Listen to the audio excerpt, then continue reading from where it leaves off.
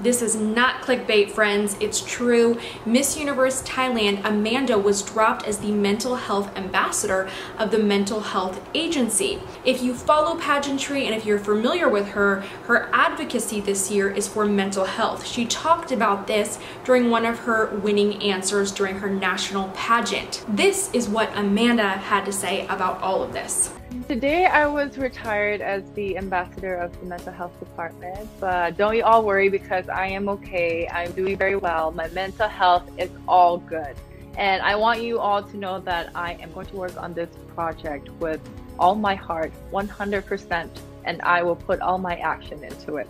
So please don't forget to go follow Have You Listened campaign and also on Facebook, Amanda Obdam, because that's where I'll be putting out information about my project and my campaign. And don't forget to listen to one another in our community, because from my experience today, it taught me that we are forgetting to listen to one another with empathy. And that's what's most important. And that's what I want to tell you all. I'm doing this episode not just because this is big news in pageantry, but because I want to be able to discuss some perspectives or some things that you, maybe as a title holder or as a queen, can learn from this so that you can avoid this type of situation in the future, because obviously it's not the best thing to happen to Amanda this year, although I do think that she is still going to rise from this. A very common question that people ask or pose is, should a title holder share her personal, political, or religious beliefs? Should she be able to do that? Should she be encouraged to do that? And I think that that is something that is always going to be up for debate. I think that everybody's going to have a different opinion on that, and that's not really what this episode is about. But I am going to share with you from a USA state title holder's experience what was communicated to me from the organization, or what I took away as the messaging that was handed down to us. So get ready for some behind the scenes info. Things could be changing, but when I competed for Miss USA, the Miss USA pageant was directed and organized by the Miss Universe organization. Things are changing. Crystal Stewart is now the director of Miss USA, so who knows what's going to happen. But this is what was communicated to us.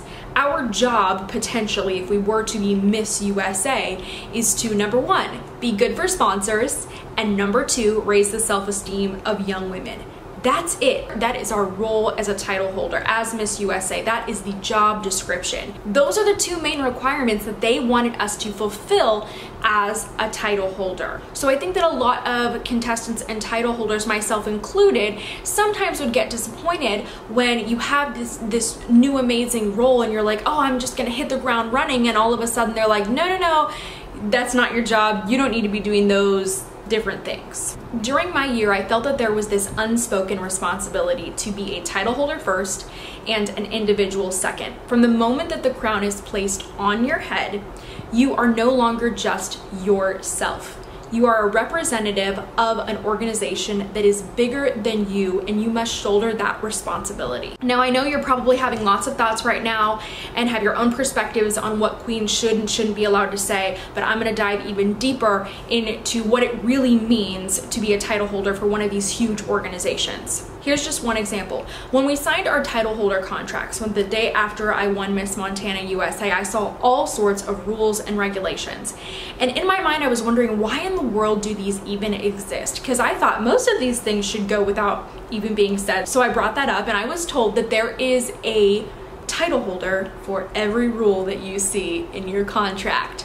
The Miss Universe organization has been around for almost 70 years, and they have seen a lot of controversy. And a lot of this controversy isn't even at the national level, so a lot of pageant fans who aren't as involved aren't even aware of the things that have really gone on in an organization at the national, the state, and even the local level. There's a lot of things that have happened, and that's why there are so many different clauses in our contracts. One of them being that we should not do anything that would potentially embarrass the organization. And that's a really gray area in the contract, because there's so many different things that title holders could possibly do during their year that an organization may want to take their crown away for, because they see it as something that is harmful for them. They're going to protect themselves, not always protect their title holders. You can have your own opinions on that. We're not even getting into that issue today. Next, I want to mention that there is a very delicate balance, or ecosystem you will,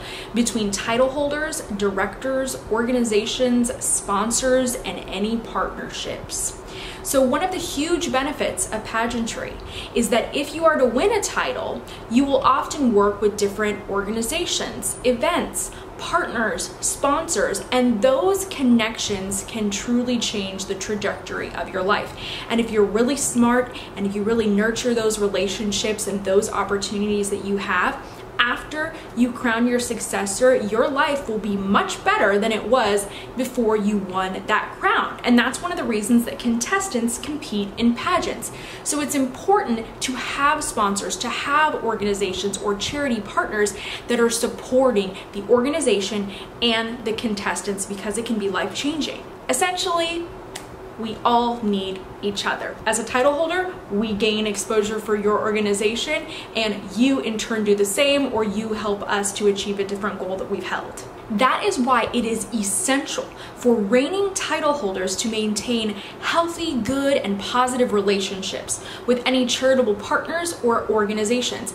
I was really sad to find out when I became Miss Montana USA that there were certain appearances or sponsors that I no longer had as the result of a former title holder's actions or behaviors or interactions with a sponsor. It's not uncommon for sponsors to say, no thanks, I don't want to work with you anymore, your title holder is terrible and I'm not going to support this organization.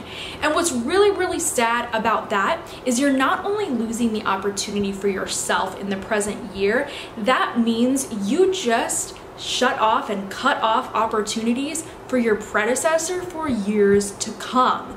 That's really sad to me. So when I was a title holder, I was actively seeking sponsors that would continue past my year of reign to support the organization, and I was looking to go to different events to be able to create those new opportunities for title holders to come. So in the future, if they wanted to go to that event too, they would have that as an option because we already made that connection. And that is something that a lot of queens, I don't think that they think about. They're not thinking that far in the long run. They're not thinking about truly supporting the other women that are going to come after them. And I wish that they would start thinking about that a lot more. After my time was done in pageantry, I continued to see multiple organizations, and I'm not specifically talking about my own lose sponsors as the result of title holders. And I'm not saying that's right or that's wrong, but the reality is that a sponsor or a charitable organization, whenever they feel like it, they can end that association. They can terminate a contract with a pageant because of a title holder's views, because of her actions, because of her statements, because of her tweets. For any given reason, they can pull that support from the pageant. So it doesn't really matter what my personal opinion is on this issue of is it right or is it wrong, or is it fair or is it unfair that all of these things happen.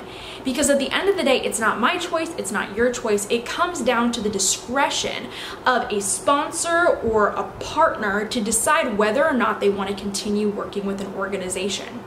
That's totally up to them. They don't have to work with, the Miss Universe Thailand organization or Miss USA or whatever organization it is.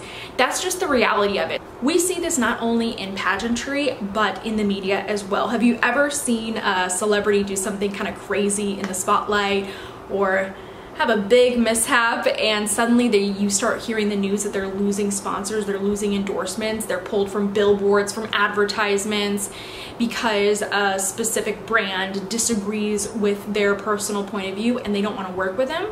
Right or wrong, whatever your opinion is on that, that is the reality. And unfortunately, I would say that because of the rise of cancel culture, we're going to see a lot more of that. So in the future, I think that it's really important that when you are a title holder or when you're representing something bigger than yourself, that you're really thinking about that bigger picture. Because whether or not you think that you should be able to express your views, you always can, but unfortunately, sometimes there are negative repercussions because of doing so. So with all that being said, when you see queens being politically correct or playing it safe, please don't be as harsh with them. Understand that there's a lot more going on in the background that most people don't know about, that most people aren't seeing, and that could be the reason for a queen playing it safe or not speaking up against something that she may want to speak up against. And that's why a lot of title holders don't share any public opinions until after their year, because they want to make the most of the year. They want to ensure that they don't lose sponsors for title holders that are going to come after them. They want to really well, I guess basically you don't want to bite the hand that feeds. That's what it is. And that's something that I learned. It's like, as long as you are working with an organization, you're not just thinking about you anymore. You have to know that although you may want to share something online, it could end a brand deal. It could end a brand partnership. So with all of this being said, I know it's a lot to unpack. There's a lot of opinions and thoughts about it, but I really hope the best for Amanda, and that I hope that she's going to continue to make a positive impact in the area of mental health, because I think that she can be influential there and can make a huge difference. Good luck to her with all of those endeavors. I personally don't believe this is going to affect the results at Miss Universe. For any of you out there wondering that, I think that this is something that she just is going to be able to learn some new things from and move on from and continue to be a great representative.